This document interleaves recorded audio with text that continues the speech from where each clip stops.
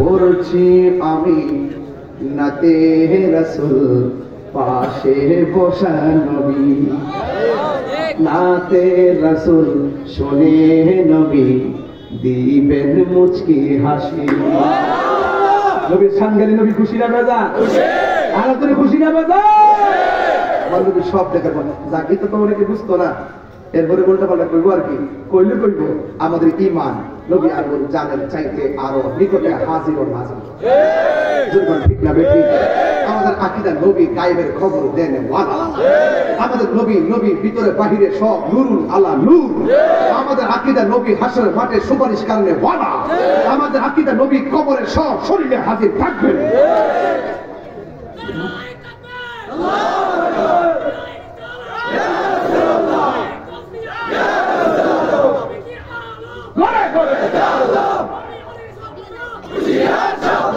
আল্লাহু আকবার গো আরে আল্লাহু আকবার আরে বাবা আমার নাম কি আমার নাম কইছে বলে আমার শরম হচ্ছে সামনে নাম পেলে কেমন লাগে আমি গেলে গা বাবা এই স্কুলটা ভালো লেগেছে কষ্ট হইতেছে আপনারা কষ্ট হইতেছে পরিষ্কার কথা বাবা বাবা কিছু বলবেন না কই যাবা যাবুগা ফুটবল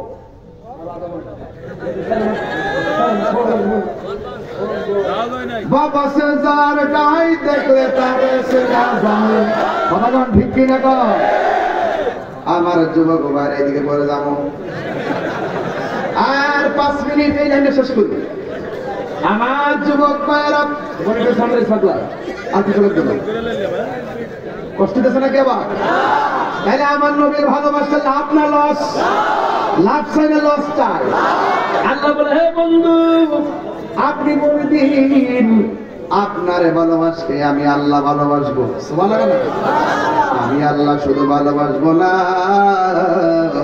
আপনার পাগল গোলার জিন্দেগীর গুনাহগুলো maaf করে দিব সারা জীবন আমরা বলছি নবী গো তোমার ভালোবাসাই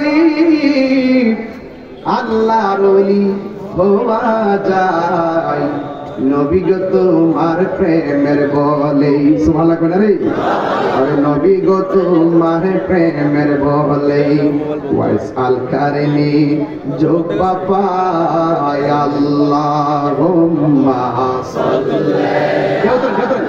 সাইয়্যিদিনা মুহাম্মাদ আল্লাহুম্মা শুনলাম গুনতে বলো সাইয়্যিদিনা মুহাম্মাদ নাবিয়ানা শাফিয়ানা মাওলানা মুহাম্মাদ নাবিয়ানা শাফিয়ানা মাওলানা মুহাম্মাদ বলো তোমার ঘরকে কাবা বানাইয়াদে ঘরকে মদিনা বলো তোমার ঘরকে কাবা বানাইয়া দেহের ঘরকে মদিনা হেরে যাই নামাজ বে সাইলের দেখবা ওই যে সোনার মদিনা বলো যাই নামাজ বে সাইলের দেখবা ওই যে সোনার মদিনা আল্লাহুম্মা সাল্লি সাইয়্যিদিনা মুহাম্মাদ নাবিয়ানা শাফিয়ানা মাওলানা ময়ূরনা রে জয়নাল তুমি জয় কেউ তো না ময়ূরনা বলো ময়ূরনা রে জয়নাল তুমি জয়নাল ময়ূরনা হায়রে তুমি জয়নাল মারা গেলে নবীর বংশ থাকবে না আল্লাহুম্মা সাইয়্যিদিনা মুহাম্মাদ নাবিয়ানা মাওলানা মুহাম্মাদ নাবিয়ানা শাফিয়ানা মাওলানা মুহাম্মাদ। একটা জবান বন্ধ রাখবেন না, মহব্বতে মায়ার সুরে বলুন সুবহানাল্লাহ। আমি সাহাবীর প্রেম আপনাদের সামনে তুলে ধরছি কেন জানেননি? যারা নবীর চোখে দেখে নবীর প্রেমে জীবন দিয়া দেয়, আর আমরা নবীর পিছনে নামাজ পড়তে পারলাম না, আমরা নবীর সঙ্গে জিহাদ করতে পারলাম না, আমরা নবীর সঙ্গে ইফতার করতে পারলাম না। আমার নবীর সাহাবীরা প্রশ্ন করে, নবী গো, আমরা তো আপনার সঙ্গে জিহাদ করি, আমরা তো আপনার সঙ্গে মিলাদ করি, আমরা তো আপনার সঙ্গে হজ করি, আমরা তো আপনার সঙ্গে ইফতার করি, আমরা তো আপনার পিছনে নামাজ পড়ি, আমরা তো আপনার দেখতে দেখতে ভালোবাসি, আমাদের চাইতে এর চাইতে আরো দামি কোন বান্দা দুনিয়ার জমিনে আসেনি। আমার নবী কই, সাহাবীরা তোমরা সাহাবী হইয়া মর্যাদা লাভ করছো, কিন্তু আমার কিছু পাগল আছে এখনো তারা আসে নাই, তারা আসবে। তোমরা আমার দেখতে পাগল, আমার কিছু পাগল আসবে কিয়ামত পর্যন্ত, আমার না দেখায় আমি নবীর প্রেমে পাগল হইয়া যাবি। কথা মনে হয় এটার কথাই বলছে, রাত্র 2টা নাই 3টা নাই, পাগলগুলা ঘুম আরামের ঘুম হারাম করে দিছে, এরা নবীর জন্য প্রেম সাগরে লাভ মারা দিছে রে। ও যুবকের দল, কি বলবো কি বুঝাবো? আমার নবী আপনার নবীর ভালোবাসছে কেমন, সাহাবীরা তাকাইয়া দেখেন। আমার নবী আপনার নবীর সামনে একটা মহিলা সাদ ইবনে মুআজের সামনে, এক মুআজের আম্মা সৌদা চলে গেছে যুদ্ধের ময়দানে। ওই মুআজের আম্মা যুদ্ধের ময়দানে যাইয়া দেখে তার সন্তান সাদে আমার নবী পাক যেই ঘোড়ার মধ্যে বসছে, ওই ঘোড়া রশি দইরা দইরা ওই মহিলার সন্তানটা টানতেছে। এই মহিলাটা কত সৌভাগ্যবতী, যেই মাত্র নবীর সামনে গেল, যাওয়ার পরে আমার নবী বলে, মা তুমি কেন আসছো? এই জিহাদের ময়দানে শুনলাম অনেকগুলা প্রেমিক শহীদ হয়ে গেছে। আমার নবী ডাক দিয়ে বলে, মা আপনার সন্তানটা পাইছেননি? আমার সন্তান তো আপনার গোলাম লাগাম দিয়ে টানতেছে। আমার মতন এত সৌভাগ্যবতী মা পৃথিবীর আর কেউ নাই গো নবী গো। হ্যাঁ নবী গো। আমার নবী বলে, মা আপনি আসছেন জিহাদের ময়দানে শহীদদের খবর নেওয়ার জন্য, একটা শুভ সংবাদ লইয়া যান। আজকে যারা শহীদ হয়ে গেছে জান্নাতের মধ্যে খেলাধুলা করতেছে।